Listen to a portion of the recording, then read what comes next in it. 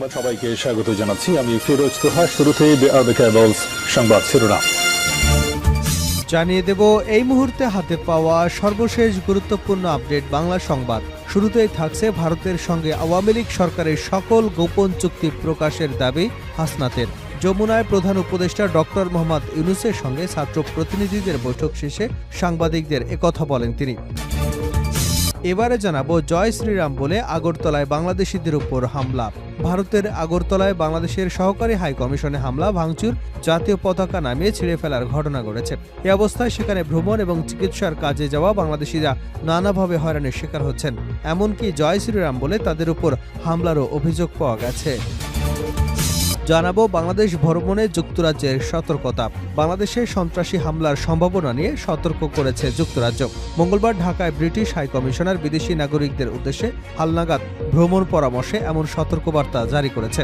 ভ্রমণ সতর্কতায় বলা হয়েছে, বাংলাদেশে নির্বিচারে সন্ত্রাসী হামলা চালানো হতে পারে। জনাকীর্ণ এলাকা, ধর্মীয় স্থাপনা এবং রাজনৈতিক সভা সমাবেশ সহ বিভিন্ন জায়গায় সম্ভাব্য ঝুঁকিপূর্ণ বলে উল্লেখ করা হয়েছে। এদিকে মাগুরায় বিএনপির দুগ্রুপের সংঘর্ষ, আহত 10। মাগুরা শ্রীপুরে দারিয়াপুর ডিগ্রি কলেজের অধ্যক্ষ আমিন্দ্রনাথ বাছাড়ের পদত্যাগের দাবিতে বিএনপির দুগ্রুপের পাল্টাপাল্টি কর্মসূচিকে কেন্দ্র করে সংঘর্ষের ঘটনা ঘটে। মঙ্গলবার বেলা 11:30টার দিকে উপজেলার দারিয়াপুর ডিগ্রি কলেজের সামনে হয় এই সংঘর্ষ। এবারে থাকছে হাসিনা চলে যাওয়ায় ভারতের স্বপ্ন ভঙ্গ হয়ে গেছে। বিএনপির ত্রাণ ও পুনর্বাসন বিষয়ক সম্পাদক আমিনুর রশিদ বলেছেন, শেখ হাসিনা স্বৈরাচার ছিলেন, বাংলাদেশের মানুষ তাকে খেদিয়ে দিয়েছে।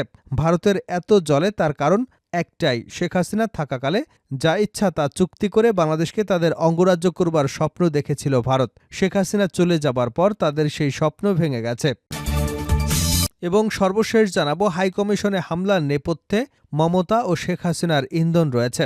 বিএনপির কেন্দ্রীয় কমিটির ভাইস চেয়ারম্যান আব্দুল্লাহ নোমান বলেছেন, ক্ষমতায় থাকা অবস্থায় শেখ হাসিনা ভারতকে বাংলাদেশে তাদের আধিপত্য প্রতিষ্ঠা করতে সহযোগিতা করেছিল, আর এখনও তিনি ভারতে আশ্রিত হয়ে বাংলাদেশের সার্বভৌমত্ব বিরোধী চক্রান্তে লিপ্ত রয়েছেন। আগরতলায় বাংলাদেশের পতাকায় অগ্নিসংযোগ, বাংলাদেশ হাইকমিশনে হামলার ঘটনায় মমতা ও শেখ হাসিনার ইন্ধন রয়েছে। দেশ বিরোধী এবং দেশের স্বাধীনতা ও সার্বভৌমত্ব বিরোধী ষড়যন্ত্র চলছে। সবাইকে সতর্ক থাকার আহ্বান জানিয়েছেন তিনি। এতক্ষণ শিরোনাম শুনছিলেন, এবার বিস্তারিত। প্রিয় দর্শক, আপনি যদি এই চ্যানেলে নতুন হয়ে থাকেন, ভিডিওটি দেখতে দেখতে চ্যানেলটি সাবস্ক্রাইব করে আমাদের সঙ্গে থাকুন। আর এই ভিডিও সম্পর্কে আপনি আপনার মূল্যবান মতামতটি কমেন্ট বক্সে জানিয়ে দিন। আর হ্যাঁ প্রিয় দর্শক, জানিয়ে দিন ভিডিওটি কোথা থেকে দেখছেন।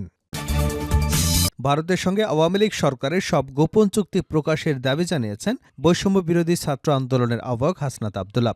মঙ্গলবার যমুনায় প্রধান উপদেষ্টা ডক্টর মোহাম্মদ ইউনূসের সঙ্গে ছাত্র প্রতিনিধিদের বৈঠক শেষে সাংবাদিকদের একথা বলেন তিনি। বৈঠকের বিষয় তিনি বলেন, গতকাল যে হামলাটি হয়েছে এবং রিসেন্ট যে সাম্প্রদায়িক ইস্যু বিশ্বের কাছে তুলে ধরা হচ্ছে যে বাংলাদেশে সংখ্যালঘুরা অনিরাপদ আছে, দ্রব্যমূল্যের ঊর্ধ্বগতি সহ বিভিন্ন ইস্যু নিয়ে কথা হয়েছে। সিন্ডিকেটের কারণে দ্রব্যমূল্যের ঊর্ধ্বগতিতে মানুষের সাধারণ জীবন ব্যাহত হচ্ছে। মানুষের সংখ্যা আমরা প্রধান উপদেষ্টাকে জানিয়েছি।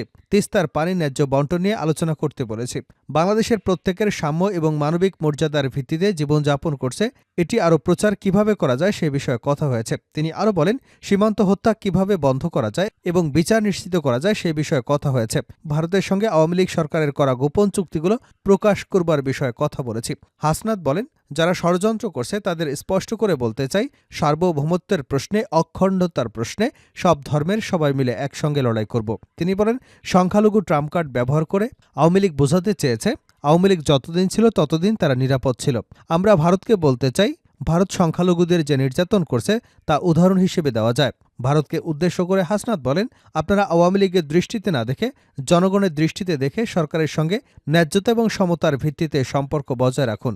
5ই আগস্টের আগে যে একতা তৈরি হয়েছে তা এখনও ভাঙেনি উল্লেখ করে হাসনাত বলেন, জগন্নাথ হলের শিক্ষার্থীরা মিছিল করেছেন। তারা বলেছেন, এদেশে কোনো সাম্প্রদায়িক দাঙ্গা নেই, সকল ধর্মের সকল জাতির লোকজন মিলেমিশে এদেশে একতাবদ্ধ আছে। জয় শ্রীরাম বলে আগরতলায় বাংলাদেশিদের উপর হামলা। ভারতের আগরতলায় বাংলাদেশের সহকারী হাইকমিশনে হামলা, ভাঙচুর এবং জাতীয় পতাকা নামিয়ে ছিঁড়ে ফেলার ঘটনা ঘটেছে।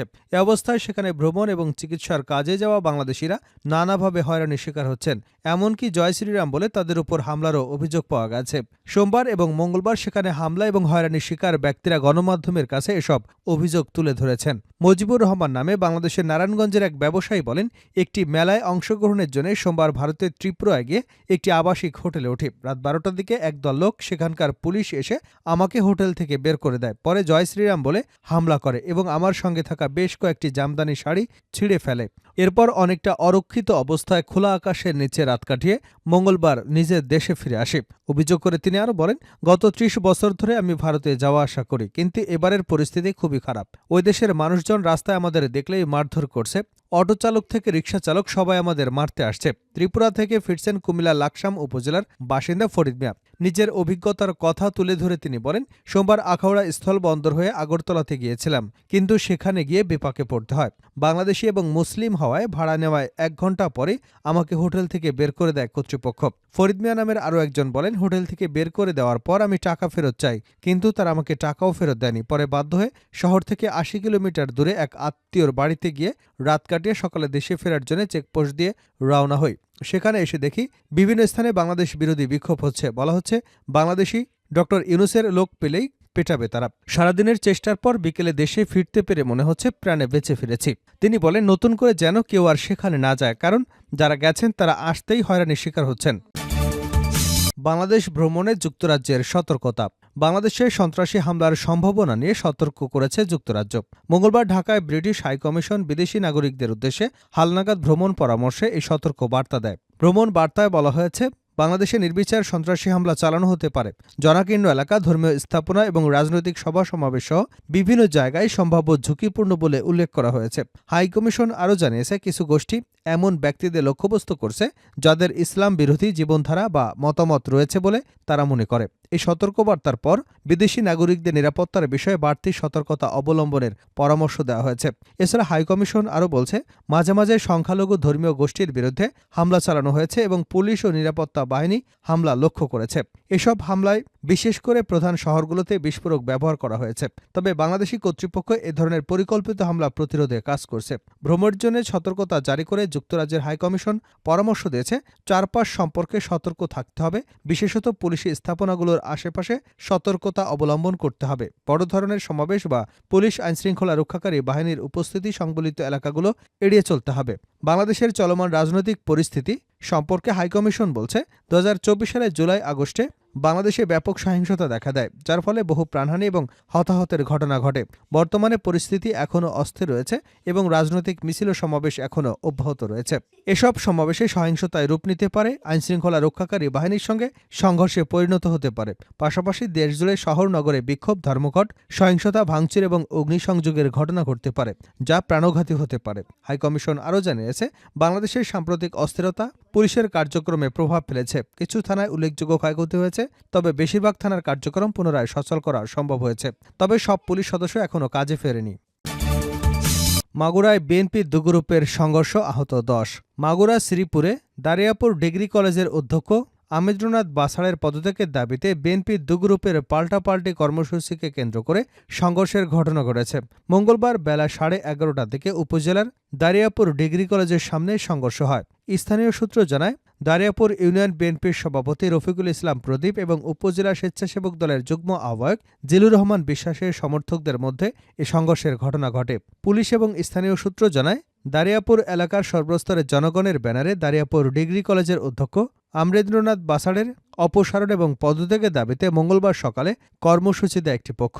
এ পক্ষের নেতৃত্ব দেন শ্রীপুর উপজেলা বিএনপির সাবেক সাধারণ সম্পাদক খন্দকার আব্বাস আলী গ্রুপের নেতা, উপজেলা স্বেচ্ছাসেবক দলের যুগ্ম আহ্বায়ক জিলুর রহমান বিশ্বাস।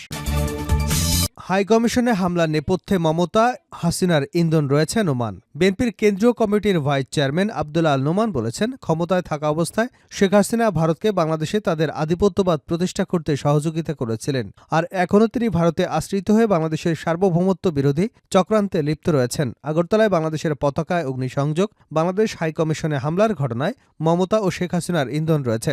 দেশ বিরোধী এবং দেশের স্বাধীনতা ও সার্বভৌমত্ব বিরোধী ষড়যন্ত্র চলছে। মঙ্গলবার বিকাল 3টায় নগরীর ভিআইপি টাওয়ারে জাতীয়তাবাদী শ্রমিক দল চট্টগ্রাম বিভাগীয় কমিটির প্রতিনিধি সভায় প্রধান অতিথির বক্তব্যে তিনি এসব কথা বলেন। সাবেক মন্ত্রী আব্দুল আল নোমান আরও বলেন, আগস্ট বিপ্লবে দেশ ছেড়ে পালানো পতিত স্বৈরাচার শেখ হাসিনা ভারতে আশ্রয় নিয়ে বাংলাদেশ বিরোধী ষড়যন্ত্র শুরু করেছে। মমতা ব্যানার্জি বাংলাদেশের সম্পর্কে দেওয়া ঔদ্ধত্যপূর্ণ বক্তব্যে শেখ হাসিনা দেশবিরোধী চক্রান্তে যোগসূত্র আছে। তিনি এই ষড়যন্ত্র এবং চক্রান্ত সম্পর্কে শ্রমিক দল এবং বিএনপি নেতাকর্মীদের সজাগ থাকবার আহ্বান জানিয়েছেন।